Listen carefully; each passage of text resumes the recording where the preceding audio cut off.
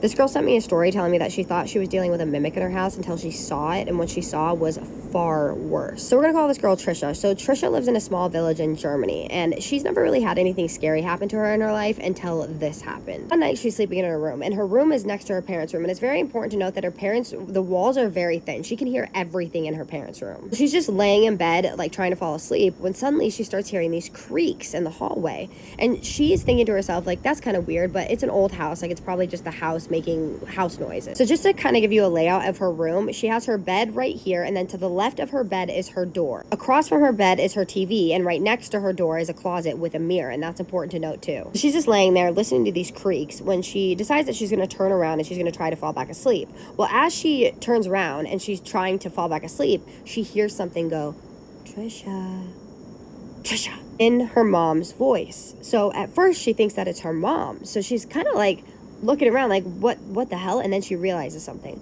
She can hear her mom breathing in the other room. She's asleep. So she turns around slowly and she looks at her door and she sees something peeking into the room just long enough for her to see it like move away from the door. She said after this that she could not sleep for about 2 hours, but after 2 hours she does eventually fall asleep. Well, the next day she gets up and she does her normal stuff that she does during the day, and around 9 p.m. comes around and she's just laying in her bed scrolling on her phone, when suddenly she sees something out of the corner of her eye. It's coming from her door again. So she quickly looks over, but nothing is there. So she decides that she's just gonna put her phone away. She thinks that her mind is playing tricks on her at this point. She's like, this was really terrifying, the experience that I had the night before. I probably just have anxiety, so I'm just gonna go to sleep. So she puts her phone down and she goes to fall asleep when she hears Trisha, and this time it sounds angry. She is so scared at this point that she said the only thing that she could, like, her way of coping with this was just to pretend to be asleep until she actually fell asleep. After she falls asleep, she wakes up in the middle of the night and she opens her eyes and it's 3:13 a.m. and she moves her eyes and she sees something peeking from behind her TV. Now, mind you, the TV is in front of her door that leads to her backyard. So she just quickly shuts her eyes again because this is her way of coping with things, right? And she does not want to see this thing again. So she just closes her eyes again as tight as she can until she again falls asleep. Now, nothing happens again that night, and nothing happens really until about 2 months later. Now, during this 2 months, she did hear and see things. Like, she would see things out of the corner of her eye. She would see things peeking behind the door and behind her TV, the same as before, and she would hear her name being called, but she learned to kind of ignore it at this point. That was until the 2 months passed and something happened to her that was so terrifying. She said it was the scariest thing that has ever happened to her in her entire life, and that it was so terrifying that she still thinks about it to this day, almost every single day. So one night she goes to bed like normal. She wakes up in the middle of the night. It's 3:54 a.m. And for some reason she feels this urge to sit up. So she sits up and she's just sitting there for a second, and she doesn't really know why she's doing this, but she gets this urge again to look in her mirror, and what she sees was horrifying. Sitting in front of her bed, leaning against it with its back against her bed, she can see in the mirror this tall, dark figure with super long, skinny legs and super long fingers and fingernails. So she is looking at this thing horrified when suddenly it slowly turns its gaze and looks directly into her eyes. Now, she cannot see this face. She can't see anything about its face. She can only see these big, bright white eyes. It then turns around with its body and continues to look at her with its head. So its body is turned, but its head is still looking at her like this. It then jumps on all fours and it just runs underneath her bed while it's still looking at her. She said it then just disappeared. She said that this scared her so badly that the only way that she could cope, like her trauma response, was to literally lay back down and go to sleep.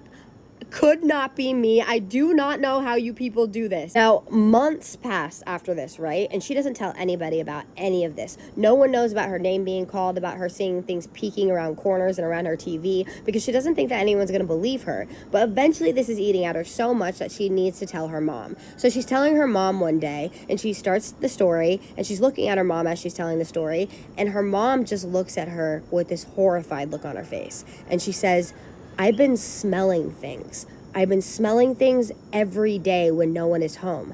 Things like an old man's cologne. And the last thing that Trisha said to me was, you know what it means when you smell cologne or perfume when no one's home. Which, by the way, I don't know. So please tell me. The only thing that I would know is that would indicate it being a spirit. If there's another meaning, can someone please drop it in the comments, because that's the only thing I can think of. Sorry if this story seemed rushed. I didn't mean for it to feel that way. I just told this story already, and then I accidentally posted it to my story, and it was deleted, and it is literally 5 o'clock in the morning, and I haven't gone to bed. I haven't gone to bed yet. It's these type of stories that scare me the most, and it has to deal with skinny, tall figures, and especially mirrors. Something about those two things really freaked me out so much. And the peeking around the corner, almost like it was kind of like taunting her in a way, building up to when it was going to reveal itself and terrify the shit out of her. But tell me what you guys think about this story. I literally had chills the whole time I was telling it. It's hard to scare me. Drop any thoughts, opinions, suggestions that you have in the comments below, but as always, please be respectful. I'm now going to do my favorite part, which is the shout outs. Afau Cult,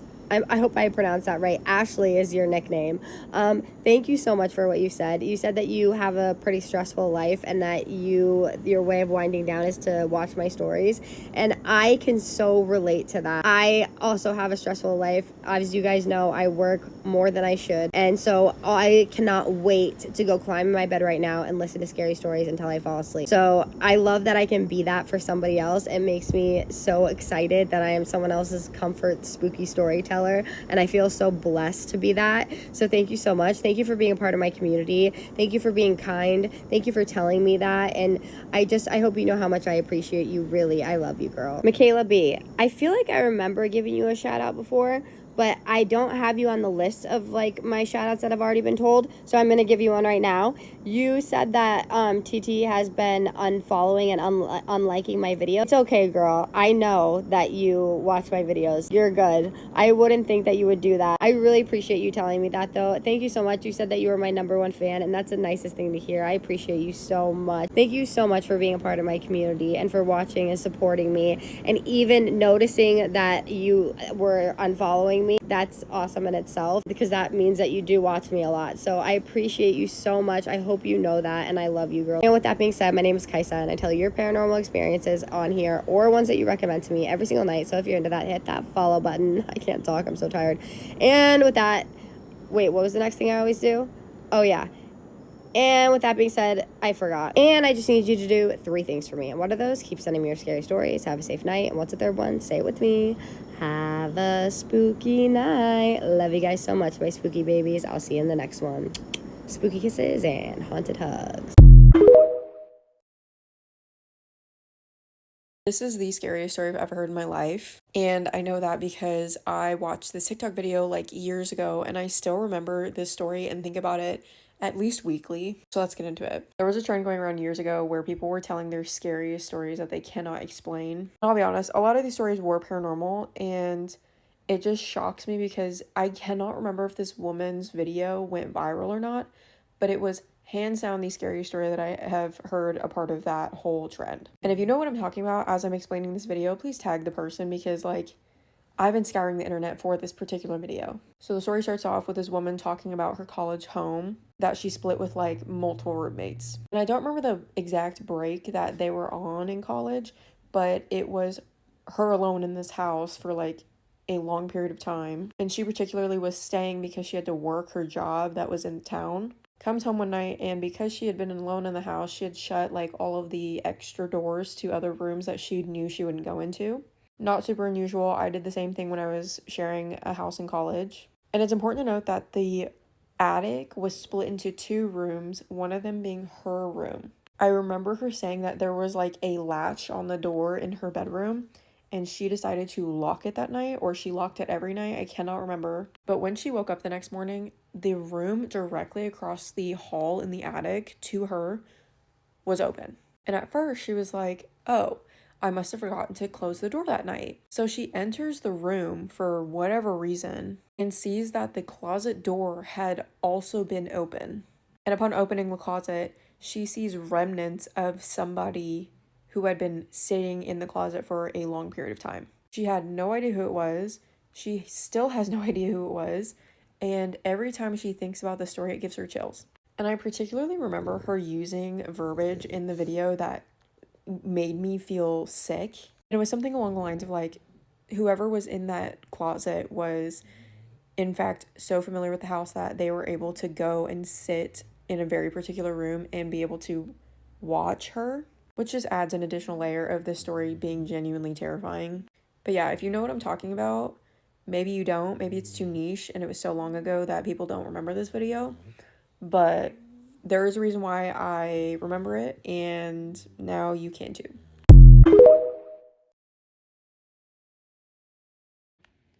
Let me give y'all a story time about a time that I encountered what I believe to not be a real person. And when I say not a real person, I believe that this person was not amongst the land of the living. Or I don't know. I don't think that she was a real person. So I think that she was an entity, or there was an entity inside of her. And so let me explain myself. If you don't believe in a supernatural realm or a realm outside of what you're living in now, then this video might be hard for you to grasp. So maybe about April. It was April. I had been going through a lot. I had been really sick, in and out of the hospital, just battling a lot. And I felt like I was like under spiritual attack, because every time I went to the hospital, they were having trouble finding things. You know, it was just like a lot of back and forth. And it was just like, so the attack was so great. I felt like it was just not of this realm. Like, you ever go through something so crazy, so traumatic, that you're like, God, this don't even make no sense. The stuff that's happening don't even make sense. Like, that's where I was at that point in my life. So this one particular night, I had been having some issues. I had been out of the hospital, but I was feeling better. But my mom came down to stay with me. She came down from out of town to be with me. So I was coming from work, and I worked out of town. So I was like maybe 3 hours away, and I was finishing up a contract. So this particular night, I was on my way home, and I called my mom. I was like, hey, do you need anything from the store before I get home? Because I got to pass the store anyway. Now, this store by my house, at that point, I had never been inside of the physical store, but I would always get gas at the pumps, like, because they have tap to pay. So I never had to physically go in. But this night, my mom was like, no, it's fine. And then she was like, well, you know what? You can stop and get me such and such. So I pulled up to the store. When I pulled up, I immediately noticed that it had to be about almost 10 o'clock at night. There was not a lot of people in the store. There was the clerk, there was one person at the counter playing lottery, and there was myself, and then there was a young lady in the store. Now, I went up to in my mind, I was like, well, let me scan the store and see if there's anything that I would like. Like, if I see a snack, I'm going to get it. So I just did a quick little 1-2 throughout the store. I didn't see anything. I was already tired from driving. So I turned around from the cooler to get ready to make my way toward the checkout counter. And in the aisle behind me, maybe about 5 feet away from me, there was a Caucasian girl. And when I turned around to her, she was facing me. She had nothing in her hands. She didn't appear to be shopping. I can't even put an age on her, guys. You know how normally you can guess about a person's age, or maybe generalize them and say she was a young girl, she was an older lady, she was middle age. I couldn't put an age on her at all. When I turned around to her, when I turned around to look at her, she might have been about my height. She had shoulder length, strawberry blonde hair. Like, it was like it wasn't strawberry blonde. It was the reddish brown looking hair. It was about right here. And her face was ghostly pale. And I'm not one to judge off appearance, because I'm a nurse. I've been a nurse for a long time, so I know that there are illnesses that can affect a person's appearance. This was not like that, y'all. This was nothing like I had seen before. She was the color of this binder. Her face was the color of this binder, but not in a skin textured way. Her face had a kind of almost textured look, like a flaky, floury, ill look. But that wasn't it. That wasn't what did it. When I turned around, she said, we locked eyes. Okay, when I turned around, we locked eyes because she started speaking to me. Her head was positioned in a very unnatural way. She was like, you're so pretty. And when we locked eyes, my heart dropped. I had a feeling of dread, of fear that consumed me. And she was giving me a compliment, but everything about her gave unnatural. Everything about her gave unreal. Her head that was tilted to the side like this, the way it cocked this way when she spoke to me, her face was pale. It looked like she was sick. Her lips were like a strawberry, like a cherry red. Her eyes were like a greenish brown. But it was everything about her body movements, everything about her tone, everything about the way she looked at me that scared me. My heart dropped, y'all. And I'm going to tell you exactly who she looked like. I don't know if you guys remember the movie The Exorcist, the original one. She looked exactly like the little girl that was sick in that movie. And I don't watch scary movies. I don't bring scary movies into my house. This is a movie that I saw as a child that I probably watched with my cousins growing up. That's how I was able to identify. And so I said, thank you. And I made my way to the counter. When I went to the counter, she didn't continue. I don't even know what she did behind me. I made my way to the counter and I checked out. I got in my car and I was so scared, y'all. I turned around and checked my back seat. I looked in the back seat. This is how scared I was. And as I'm backing out of the parking lot, the convenience stores, they have glass panes. So I'm driving really slow, looking like to see, is she checking out? And I saw her sweatshirt briefly in the store, but I didn't see it anymore.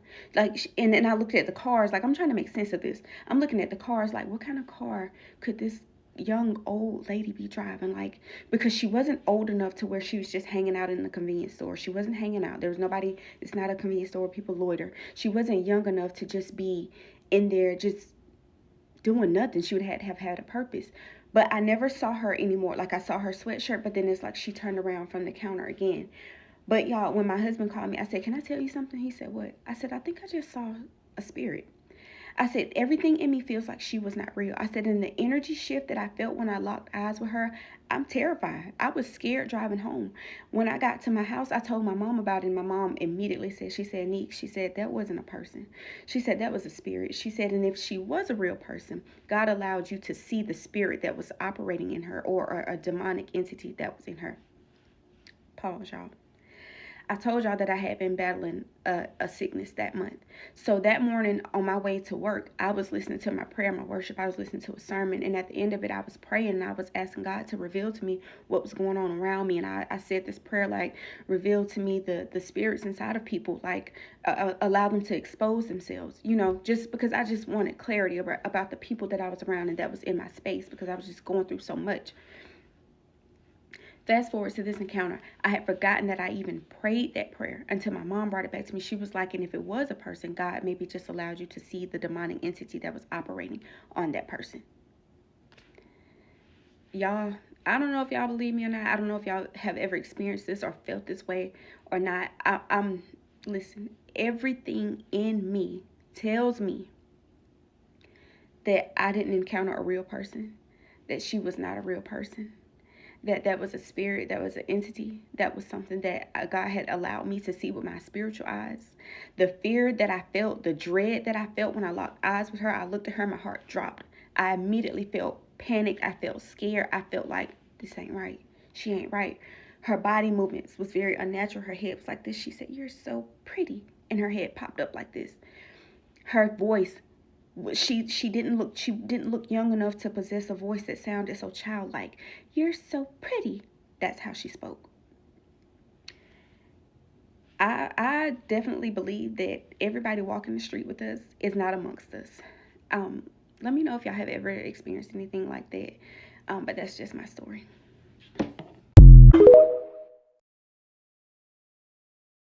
This is the scariest thing that's ever happened to me my entire life, and I wasn't even planning on making a video today, but I feel like I need to get out of my system because I have been welling up with tears and having full body chills from being scared. If you know me in real life, that never happens to me, so I feel like I just need to get out of my system. So this is that story. This happened 4 years ago. I was a freshman in college and I was talking to this boy at the time, and he caught me when I was coming home for the weekend from college, and he asked if he could take me stargazing. I say yes. He picks me up. It's maybe 11, 12 o'clock at night. He drives me to the state park specifically because I had never been before. And specific to note about this state park next to my hometown, it isn't, when I say in the middle of nowhere, I legitimately mean in the middle of nowhere. The closest gas station is like multiple miles away. Nobody lives near there. Yeah, you get the gist. So we get there. He originally parks in front of this watchtower. We're walking up the watchtower. Something to note about me. You're gonna learn about two of my fears today. I am afraid of heights. The tower starts shaking from the small amount of wind, and I immediately am like, hey, I don't like this. We're about halfway up. I don't like this. Let's go down. So he's like, okay, I actually thought you might be scared, so I have an alternate way for us to go look at the stars, but we have to walk through the woods. Usually, and before I get any comments about that, I know, okay? I know. The only reason why I went is because he was like, it's like a minute and a half through the woods. Perfect. A minute and a half. No worries. I shouldn't have listened to him because it was a 10-minute walk, if not more. It is so dark in those effing woods that you cannot even see your hand in front of your face. I'm walking through the woods. I'm doing fine. My other fear is the dark. Okay, I'm a full-grown woman. I am exponentially scared of the dark. Like, unrealistically scared of the dark. We're walking, we hit a fence, and not just any fence, a barbed wire fence. By this time, my eyes are fully adjusted in the dark, and out in the distance, I can see a barn. Right next to the barn, I see a big silo, and if you don't know what a silo is, it's just this big metal structure that holds corn where I'm from. A lot of farmers have them. And I immediately ask him, is this someone's land? He doesn't really answer me, and I'm like, no, seriously, is this someone's land? Because I'm not going to get shot tonight. Because where I'm from, they're not going to ask you on their 5 acres of land what you're doing on their land. They're just going to shoot you because they don't know who you are at midnight, 1 o'clock in the morning. Or I guess what you are. So finally he tells me it's someone's land, and I'm like, I'm not trespassing on someone's land. Like, no thanks. 3 strikes and you're out. I've walked through the woods. I have tried to conquer my fear of heights, and I'm walking in the dark. No. This is no. So finally he's like, okay, fine. Like, we'll go back to the car and I'll drive you home. As we're walking, I don't know what it was. The hair on the back of my neck suddenly stood up. I start to feel like someone is watching me. And all my girlies with anxiety like me, you know what I'm talking about. But this was different.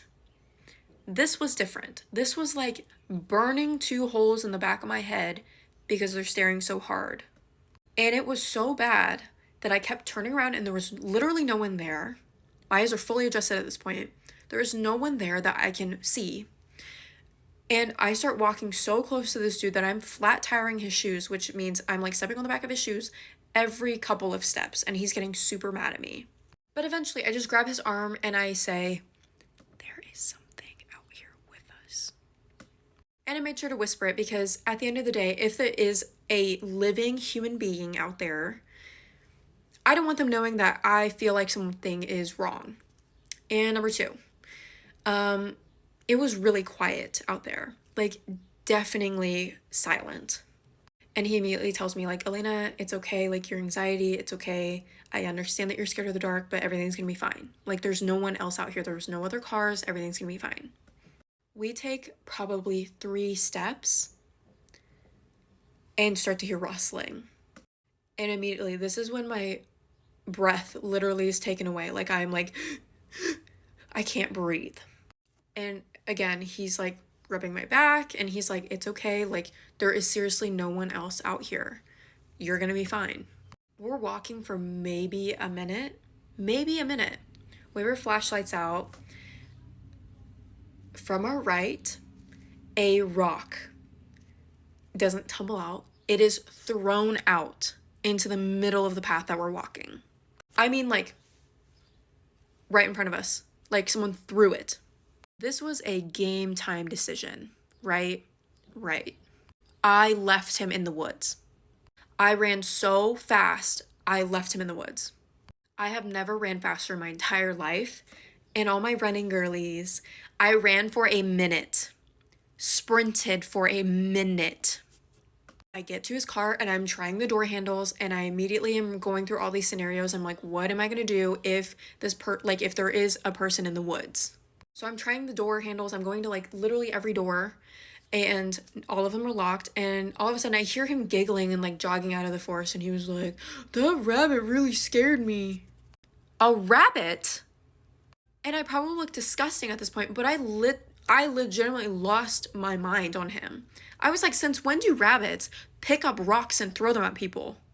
Since when has that ever happened? But anyways, we get in the car, we drive off. The whole time I'm asking him, what do you think that was? What do you think that was? Do you think that was a real person? Do you think that was a ghost? What was that? And I don't think he took me very seriously at the time because he was like, whatever. Needless to say, I never talked to him ever again. And now I will elaborate on why it's so scary to me. I don't think that was paranormal. by any means. Because when you experience something paranormal, it's almost like an instantaneous thought, right? You're trying to rationalize. You're trying to go through the scenarios in your head on how it is possible that that happened. This was different. I have never felt so fearful in my entire life. And let me ask you this. When you get home late at night, maybe after a night out, or when you get home from work, school, etc., what do you think you're going to see when you turn the light on in your room?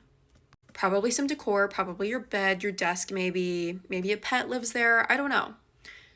But you anticipate on what you're going to see because you're prepared for what you're going to see. I'm not comparing bedrooms in the woods, but I was not anticipating someone else to be out there because there's no cars out there.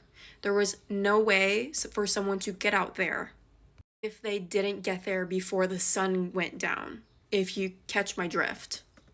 And I think there's something, at the end of the day, there is something so deeply frightening about knowing someone was watching you the whole time. And there is something equally as frightening knowing you never saw them. And then you have to think about a plethora of things. Like, why was that person following two teenagers in the woods without making their presence known? How did that person get out into the middle of the woods in the middle of the night? I left a key part of the effing story out. When we got there and we got our little pass, the state trooper or whoever was working there told us that we were the last people going in.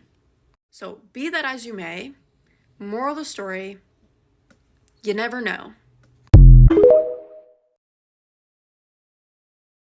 Baby, go ahead on and get comfortable. You had just made it home from a long day of retail therapy, and you was feeling good. I mean, you spent some money on things you want, and you beat the thunderstorm home. So you go put your belongings up, take a shower, get you a pillow and a blanket, some popcorn, and you start watching The Conjuring. Now, why in the hell would you do that? But about 45 minutes in, you hear this big boom. So what that was? You get up and look through your peephole in the hallway, and you see that your neighbor door is being kicked in. You like, Lord, what the hell happened over there? I mean, you trying to see, but it's too many emergency officials, so you just give up. You go sit back on your sofa. You get comfortable and you press play on your movie. At this point, it's getting really scary. So, of course, when you hear at your door, who is it? It's a detective. Of course, you're like, then you remember what you saw in the hallway. So you open the door, they tell you they want to ask you a few questions about your neighbor and can they come in? So you let them in. You know, you tell them you don't really know her that well. You know that she's young. You don't ever see nobody visiting her or anything like that. You was like, if you don't mind me asking, what happened? They tell you that they received a call from her phone from 911 asking for help. They got here and she didn't answer. They kicked the door in and they found her unalive. She had been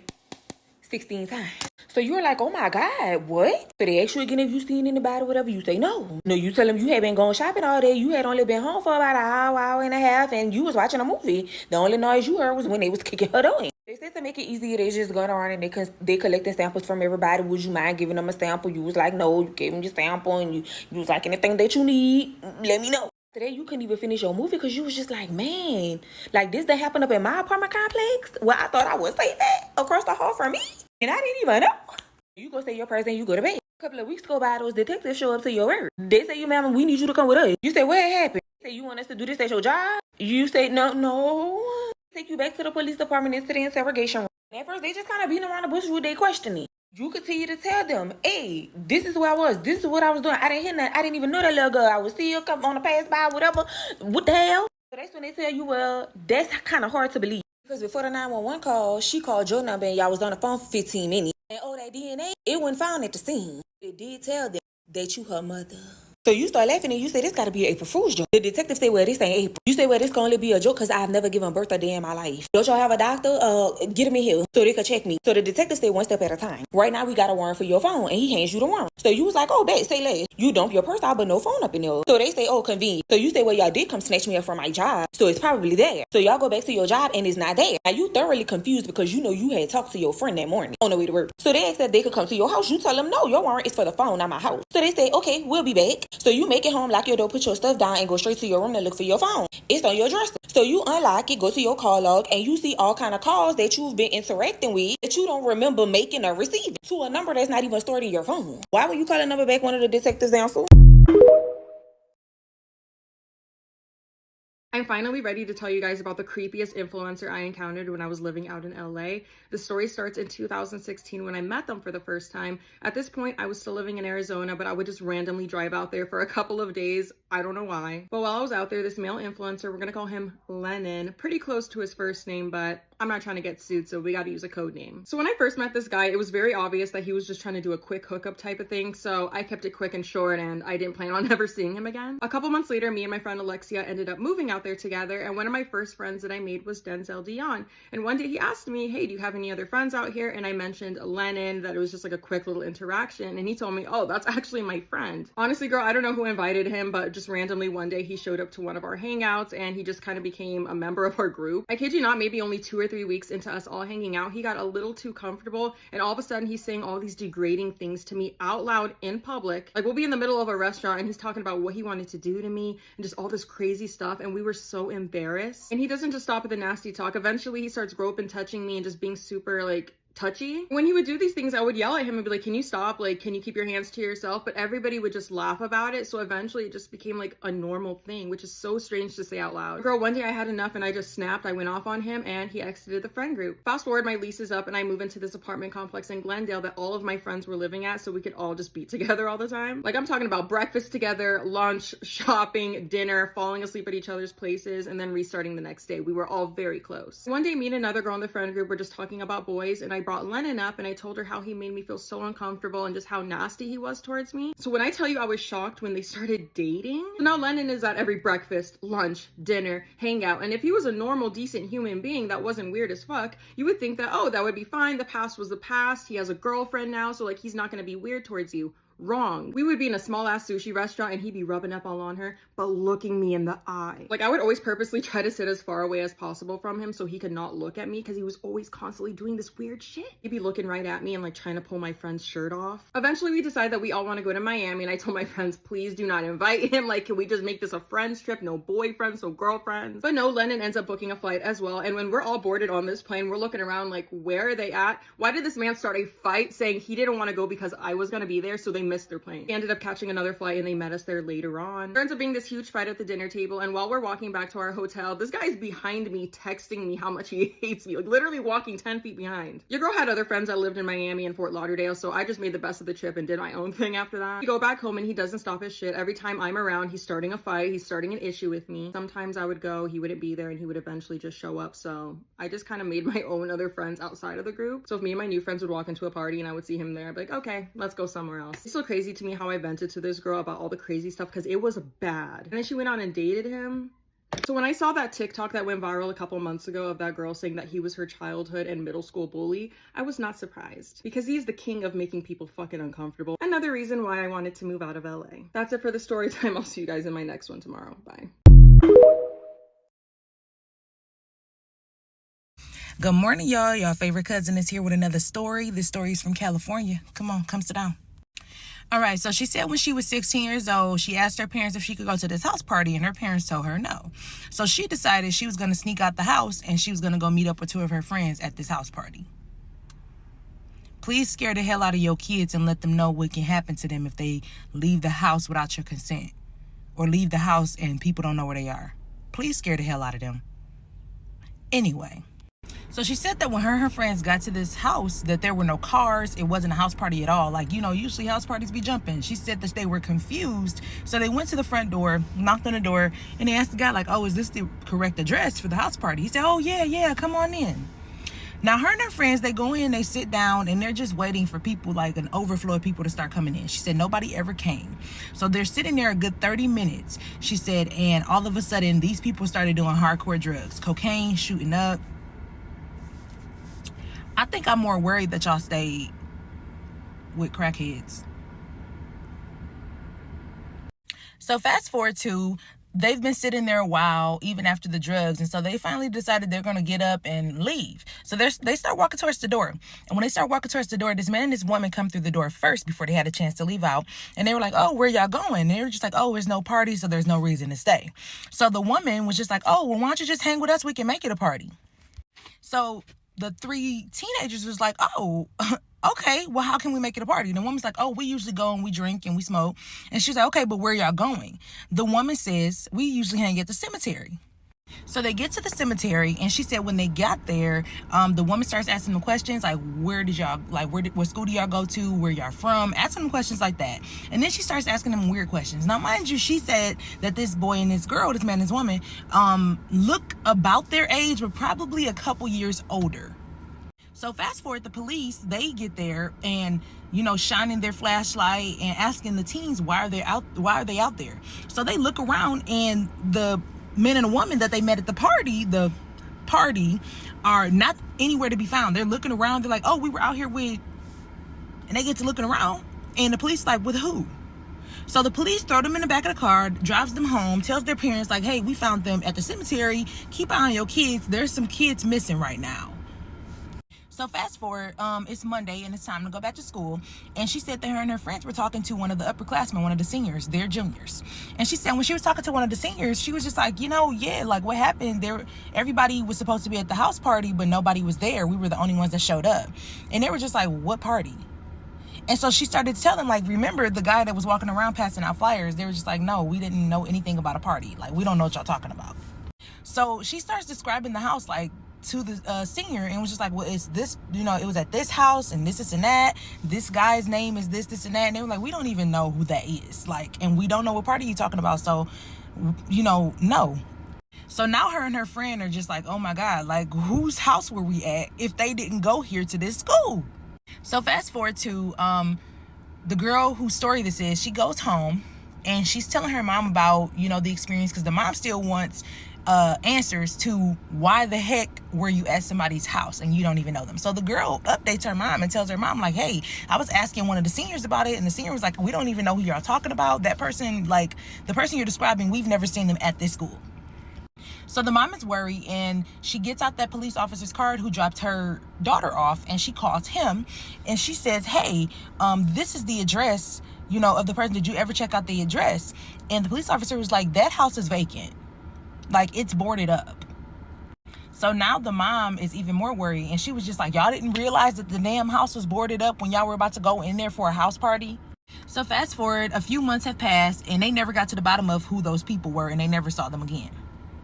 So now that some months have passed, it's time for the seniors at this girl's school to, go to prom, and it sparks some memories. So the mom decided she was going to get her prom photo book and her senior photos and stuff out, right? So when the mom took out her senior book and senior photos and stuff, the girl spotted the man and the woman that were there in the cemetery with them in her mom's photo book. So her mom was just like, what? She was like, that's the girl and that's the boy that was there. And the mom was just like, oh, honey, like, they passed away years ago. So she looked at her daughter and she was like, so it can't be them. Like, it just can't be them that you saw. So then the mom, started asking questions like, so the boy and the girl that you met at that house and that you were hanging with at the cemetery, what were they wearing? Like, what did they look like? She was like, now that you mention it, like, they were wearing like pretty much like 80s clothes, but I thought that was just their style. I like that. I just thought that's what they wanted to wear. So the mom was just like, well, what did they say their names were? So she told her mom, like, the names. Now, the mom didn't show her the name. When her daughter said the names, her mom just was dumbfounded. She couldn't even believe that she knew their names. She pretty much never showed her daughter this book. She was like, they passed away, our senior year of high school. They were drinking and driving, and they crashed their car. So the daughter invites her friends over, and she shows her friends her mom's senior yearbook. And her friends just cannot believe that they were sitting there chilling, smoking and drinking with a couple of ghosts at a cemetery. Well, I feel like that should have been y'all number one thing. First of all, why are we at the cemetery hanging out? What you mean you be hanging at the cemetery? And when they said they be hanging at the cemetery, that's pretty much their number one place, because that's where they buried. So she said that now her and her mom will go and lay flowers on their grave every now and again. But she says still to this day, she's never seen them again. But she just thought it was so crazy how they showed themselves like that to them. So I'm an only child for 14 years before my little brother pops up. Summertime comes around, June to September, I'm sent back home to Jamaica. I came to America when I was 6, about to be 7. But I went back to Jamaica every summer up until the age of 12. So I had elementary schooling in Jamaica. Okay, so in school in Jamaica, you have morning shift and evening shift. I had morning shift. My best friend had evening shift. So when I go to school, I get out of school, she's going to school, okay? And then I got to wait till she get out of school so we could play in the evening, ride our bikes all around the town. All right. I be by myself for those couple of hours. I went to the dried up gully across the street from my house, which is basically my best friend Marsha house, her grandmother's house. So we usually play over there, but we play down by the gully side. So I'm over in the dried area in the gully section playing. I see a little girl over there. I don't usually see a little girl. I don't see nobody over here usually. So I'm like, oh, what y'all do here? You know, so I never see her before. Who are you? You know, look, a girl, say her name. I don't remember her name. I promise you I don't. I had to be like 7. This is my first time going back to Jamaica. This is my first summer back in Jamaica after moving to America. So a lot of my memories, you got to bear with me, is blurry, but I remember them to the point where I could tell you the story. So I'm talking to the little girl. Don't really remember her name. We having a blast. I'm jumping on the tree, playing on the tree the same way I play with Marsha, because Marsha's my best friend, but Marsha's not there. Marsha's at school. I'm showing her the tricks I be playing and stuff on the trees, bouncing on the dried up tree trunks, all that. Showed her. And she's like, yeah, me have to go now, me have to go. And I'm like, oh, where I go? You know, go to school. You know, evening, you have to be in a morning shift, because in a evening shift, because in an evening shift, you would have been at school, right? She said, no, I'm going to go to school. She said, yo, you can't go up to the house on the top of the hill and ride your bike all the way down to like the yellowish, bluish house or whatever. I remember that. And she said, can you tell them, say, me no drown? I no drown, me drown. Okay, like, my cousin pushed me. So I'm like, what? She said, yeah, go up and drive. She said, me know say ride your bike, right? I'm like, yeah, I'm ride my bike. I have to go meet my friend. She said, yeah, ride your bike up to the hill and down the street to the yellowish and bluish house. Yeah, that one there. Just tell them, say, I'm a drone, me drone. Tell them. I said, okay. All right, because she leaving, I'm leaving, walking out the gully too, because she leaving, I'm leaving. I grab my bike, I ride my bike up to the house. It's guys outside, a guy and a girl or whatever, so I ride by, don't go in. I said, hey, a little girl just tell me, say, I know drone, she drone. Our cousin push her. And they say, what? What you just say? I said, the little girl say, I know drone, she drone, okay? Our cousin push her. But you understand, say, it never clicked in my head, like, and it never clicked. Because when I went back home, down the hill, to see what time it was, to see if Marsha's back, to even see if the little girl was back around there, the little girl was nowhere to be found. I never seen a little girl again. And the guys on the steps was like, what? Oh, make it say so. And I'm riding my bike away. Mind you, I shouldn't have been up there anyway. I rode my bike all around Jamaica, and my parents, my grandma, my uncles, they don't know how much of Jamaica I actually rode through. But yeah, that was my first ghost. Well, first ghost that I spoke to back.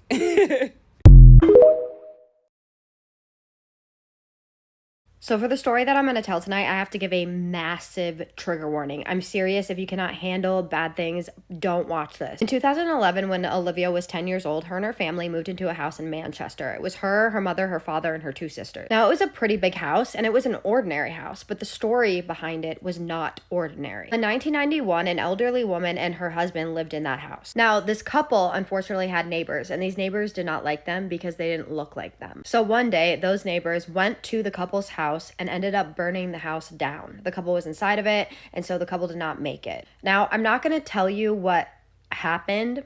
Okay, I'm really tired, you guys. You're going to have to bear with me. I get like really emotional when I get tired.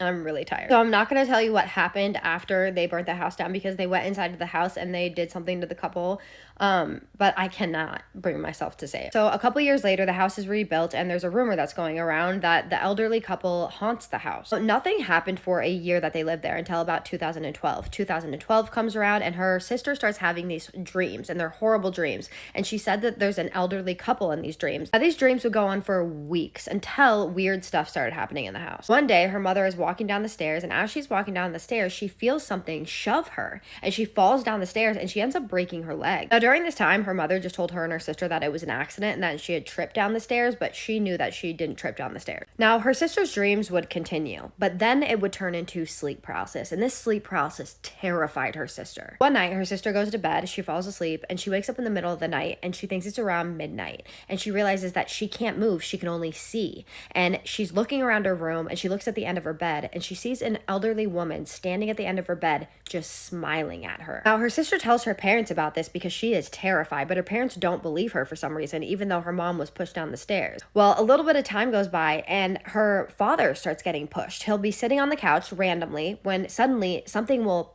physically push him off the couch. And he said that it wasn't even like a push, it was more like a shove. Her and her sister liked to play outside a lot, and they had a medium-sized farm, so they had a few cows, a few goats, and her father would normally care for them, and they would sometimes play in the cows' fields. So one day, her and her sister are playing out in the cows' fields while her father is feeding the cows and cleaning the barn. While her father is doing this, they're outside playing catch. They're playing catch with a ball. They're throwing it back and forth. And as they're throwing it back and forth, Olivia goes to throw the ball to her sister, and she misses it, and it rolls away. The ball is rolling, and it stops, and her sister goes to grab it, and the ball moves again, and it rolls for another 5 seconds, and she goes to grab it again, and it rolls again. So her sister is like, what? And Olivia's kind of looking at it like, what is going on? After a couple of seconds, her sister finally gets the ball, so she grabs the ball, and she turns around, and she goes and throws it back to Olivia. As soon as Olivia catches the ball, she hears this giggle at the side of her ear, but she at first is like, is it my other sister? And then she thinks to herself, my sister doesn't giggle like that. For some reason, she did not want to look in that direction. So she decides that she's going to ignore it. Now, at this point, they decide that they're going to take a break and they're going to go lay in the fields and just talk. So as they're laying in the field, Olivia turns her head because she wants to see what her father is doing in the barn. So when she looks over at the barn, her father isn't there. And she thinks this is really weird because every time that they were playing outside while her father was in the barn, he would tell them if he was going back inside. And also, she was facing towards the house, so she would have seen him walk back inside. She decides to ignore this because she thinks that maybe somehow he just got past her and she didn't see it. So they're laying there for a couple more minutes, and she turns to look at the barn again, and her father still isn't there. At this point, they decide that they want to go back inside. So they both get up and they walk back inside. When they get back inside, her father is sitting at the kitchen table. And so she asks him, why didn't you tell us that you were going back inside? And he's like, what are you talking about? And she's like, you were in the barn. Why didn't you tell us that you were going back inside? And he was like, I was never in the barn. She said at this point, she got chills, actual chills that just ran down her spine because what she saw her father in that barn. She know it was same clothes, same everything. Whatever was in that barn looked exactly like her father. So she tells her father this, but when she tells him this, he gives her this horrified look. And she's really confused by this. She's like, why is he looking at me like this? So she asks him, are you okay? What's wrong? And all he says is, do not play in that field again. And so they're both like, okay. And they agree not to. But at this point, she is like, what is my father not telling me? Something really scared him. About a week goes by, and her father tells them that he's going to go out in the barn. And when he goes out there, he tells them not to follow him. He tells them that it's because the cows are being very aggressive that day. But she knows that that is not the reason why. She knows that whatever is the reason, it's because of what he was scared about the week before. As her dad goes out in the barn, her and her sister decide that they're going to go on the couch and they're going to watch cartoons. And so they do that for about 30 minutes. About 30 minutes goes by, and her mom calls them in for dinner. They walk into the kitchen, and her dad's not in the kitchen. And so she's like, hey, Mom, where's Dad? And she's like, oh, he's working out in the barn. Let me go get him. Wait here. Her mother goes outside, and she can hear her mother calling her father, like, to come back inside. And then she can't hear her anymore. And about 10 minutes goes by, and her mother walks back inside, and she has this very worried look on her face. But her mother's kind of trying to hide it with a smile, and she just says to them, he probably went out with Joe. Apparently, Joe was her father's best friend, and they would go get coffee a lot. So they all sit down, and they eat dinner, when suddenly Olivia feels something poke her arm, like something is trying to get her attention. Olivia tells her mom about this, and she said that the look on her mom's face when she told her that was just a pure worry. So at this point, Olivia is like, what is going on? After she tells her mom this, and her mom looks all worried, her mom just goes, go upstairs, go to bed or do something. Well, a few hours pass and her sister are upstairs playing with their toys, and there's still no sign of her father. And she can hear her mother downstairs calling her father. She's calling him on the phone now, and it's just going to voicemail each time. So soon after this, she tells them to go to bed. It's already 10 p.m. at this point, and so they get themselves ready for bed and they go to sleep. Okay, trigger warning again. So 2 a.m. rolls around and she wakes up because she hears someone shouting outside. So she gets up and she crawls like out of her bed and she goes over to the window and she peeks out the window and she sees 4 men in white robes. They're walking around in circles behind each other and they're chanting something with torches in their hands. So she couldn't make out what they were chanting, but she's just sitting there for about 2 minutes, absolutely horrified, looking out the window, staring at these men, when suddenly one of them looks over at her, makes direct eye contact with her, and they just stop chanting. When suddenly another one of them turns around, looks at her, points at her, and shouts something. She gets so scared at this point that she just darts back in her bed. She tries to fall asleep, but she can't fall asleep for another 2 hours. Okay, trigger warning again. This one is really bad. Well, morning rolls around and her sister get out of bed and they go downstairs and her mother is bawling her eyes out. So her and her sister are like, what is wrong? What is going on? And her mother tells them to sit down on the couch. So they go to sit down and they're just waiting for her to tell them what she's gonna say. Olivia said that she will never forget these words. And other words that I cannot say, she says, your father is not here with us anymore. I found him this morning. So her and her sister just start crying because their kids and their father's gone, right? She then said that her mother told her something that will sit in the back of her head for the rest of her life. I have to show you with my hands what happened. I can't tell you. So he was found with a branch like this, and he was found like this. And someone had also the sides of his mouth. So the police do an investigation and they find out that what most likely happened, because they never found out who did it, what looks like happened is that he was by what rhymes with a bolt. She said that they moved shortly after this, and she ended the email there, but she didn't really explain much detail further. What I find so awful about this story is just about everything. It was so hard for me to tell, so hard for me to read, but like sometimes I feel like these stories are really important to tell, because how I look at it is she needed to get her story out there, or she wouldn't have emailed me. But what I want to know, and what I think she wants to know, is what you guys think about this story. I mean, there's a lot of paranormal aspects to it. And then there was that, you know, was anything connected? Like, this is wild. I don't have much time for any commentary or shout outs. I'm so sorry, you guys.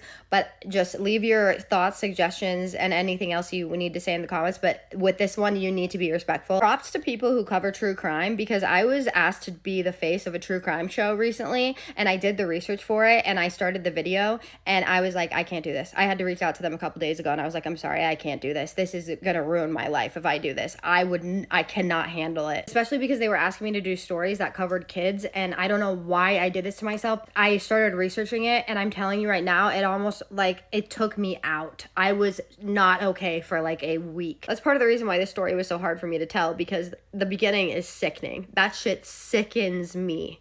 And then the end, where they had to find out that their father was gone. Like, I can't imagine having to tell your child that, and then being a child and having to go through that. And I know I cry a lot. With this stuff, I can't help it. I would have been filming for 5 hours if I would have cut that out. So I'm going to be responding to all of your comments tomorrow. I'm going to do 2 videos at a time to catch up, like, each day. So just so you know, I will be doing that. Sorry about the shout outs, guys. Keep sending me your scary stories. Have a safe night. Have a spooky night, and I love you.